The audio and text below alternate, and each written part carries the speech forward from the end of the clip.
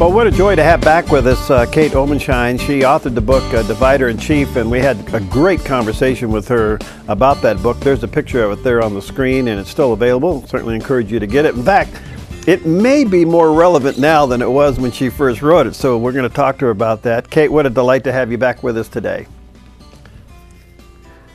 Really hoping this book would be irrelevant. We could be moving on to new things, but I think you're right. It's more relevant than ever. It worked. Well, I tell you, first of all, your take on the election. What do you think happened here? I think the strategy of the divider in chief that he began implementing as soon as he won the election in 2008 had incredible dividends for the Democrats. It didn't matter that the economy had tanked, that women, African Americans, virtually every group, if you're going to divide Americans up into groups, were doing poorly. We're doing worse than they were doing when Obama was elected in 2008. But that didn't matter because he had consistently implemented this strategy of turn Americans against each other and make the enemy the Republican Party, make the enemy Mitt Romney. They said early on they were going to destroy Mitt Romney. They did just that. It wasn't a campaign based on ideas, based on the results of ideas, different philosophies. It was divide and conquer, vilify somebody who disagrees with you, and don't even bother talking about your philosophy. On the other hand, there seems to be a paradigm shift of ideology and philosophical of America. I mean, he won. A majority of the Americans went with this baloney. I mean, I'm just trying to figure out what happened to our head here. Well, let's take one group because it's overwhelming. I completely agree. I can't believe that different groups voted for him in the numbers that they did. But let's look at women, because I truly thought that Obama had overplayed his hands, that he was patronizing and condescending to women, assuming they're idiots and would fall for these scare tactics. And I thought it was not going to work. Well, the gender gap was at 13 points, somewhere between 11 and 13 points. Among single women, it was in the 30s, the difference between the Republicans who supported the Mitt Romney and supported Barack Obama. So what about that worked? Well, the one time that gender gap disappeared was at that first debate when Mitt Romney was bold and aggressive. He was strong. He didn't back away from his ideas, but he clearly articulated a very different philosophy on economic issues, but the whole broad gamut of issues. And the gender gap disappeared. But after that, he pivoted back to defense, and the Democrats went into overdrive with this scare tactics, trying to convince women that Republicans wanted to drag them back to the 1950s, wanted to ban birth control, ban abortion in all circumstances. It was stunning. I think the last mailer I got from the Democrats was Romney and Ryan are shocking and dangerous when it comes to women. And dangerous was in red, in case you didn't get the point.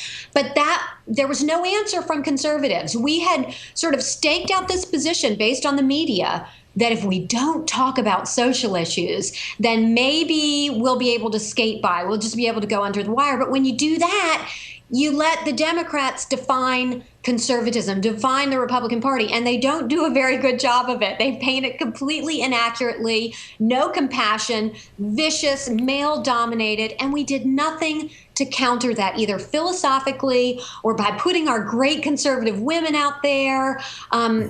We just went on defense, and we've got quiet on the issues that scared women. I'm not saying they only care about those issues, but they scare them. Well, and then the Democrats had the audacity to come out and say what the Republicans need to do is soften their story and their stance on these issues. And I think even Charles Krauthammer said the last thing we want is two parties that are pro-choice, two parties that, and he went right on down the line. I mean, there has to be a distinctive here.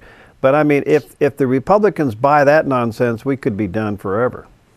We definitely will be done. We will never win another election because there will be no reason to vote for the Republican Party. It will just be Democrats light, if even that. It'll just be another Democrat Party committed to giving out goodies instead of securing democracy, securing the tenets of our Republican form of government, the notion that our liberty comes from God, it doesn't come from the government.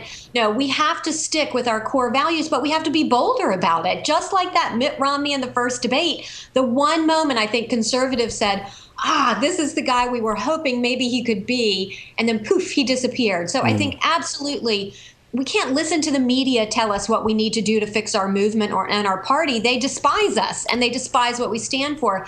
Also, we can't listen to the establishment of the Republican Party. They got us into this mess. They always want to tone down those differences and that bold conservatism that Ronald Reagan preached, the no pale pastels, but bold, courageous leadership by conservatives. And I believe firmly if we'd had that, we would have won. Well, they gave us Bob Dole, they gave us John McCain, then they gave us Mitt Romney. Somebody said that the president didn't win the election, Romney lost it.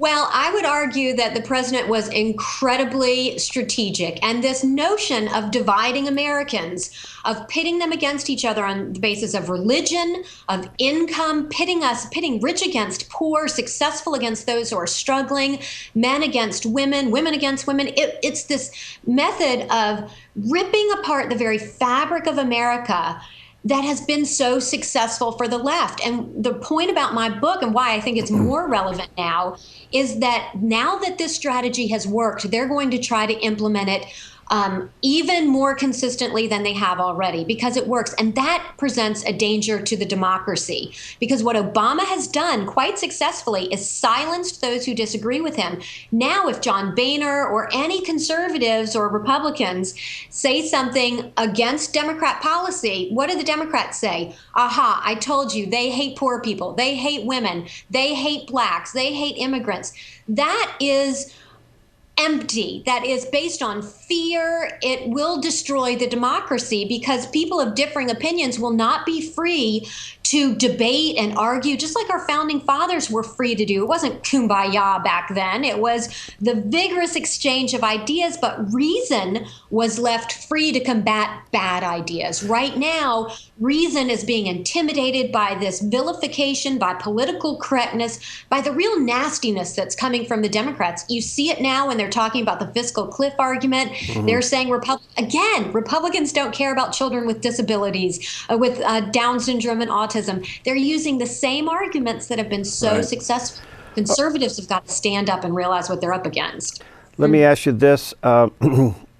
As he moves on, do you think, it appears to me, he's so far in over his head that the class warfare is the only thing that he can manage well. It's something somewhere along the line, it appears to me, will get him and he'll implode while in office. I mean, he now is the previous administration. He has to live with what he created. And I don't know if he was prepared to do that part of it. I'm not as generous as you are. I don't think he's in over his head. I think he knows exactly what he's doing. I think he wants to bring our economy down, not destroy it, but bring it down. I think he wants to equalize Americans, which means bringing down the wealthy, as we know, and making the only equality in society comes in poverty, really. And so he believes that America has no right to be any greater than any other country. He believes that truly those who have succeeded have gotten there by ill-gotten gains. He doesn't believe there's any honor in businesses, working hard to create jobs for other people. So I think he has a real ambition to redistribute income and to make us a society that's less prosperous, more socialist, focused totally on fairness of outcomes. And so I think it's something we need to be very frightened of. Do you think Speaker Boehner has the fortitude to resist? I think he'll give it a good shot, but I think that he needs some backup. He really does. He needs the good conservatives within the House to stand firm. And frankly, don't let him bully them around if he talks about that they need to cave on their principles. We cannot cave right now. We have an election 2 years from now to really fortify our firewall, the firewall for freedom, the firewall for that liberty that God gave us. And we have got to have conservatives rise up across the country as they did with the Tea Party movement. We need Christians who understand that this is our battle right now, that we have to protect that freedom that God gave us so we can be a beacon of light for the world. But I think Boehner needs help. Anytime a conservative steps out, puts their neck out there and gets attacked, I think conservatives have a call to stand up and defend them and to rally around them. You're a delight. Thank you. Thanks. You're a hoot. Thanks. And I don't know, are you working on another book? I'm thinking about what it's going to be, but you know what? I really want people to be aware of what the divider in chief is doing, because they're only going to intensify it. So I'm traveling the country talking about my book, because we didn't get it during this election. We better get it before the next one. God bless you. Hang in there. Talk to you soon. Thanks so much. God bless you too.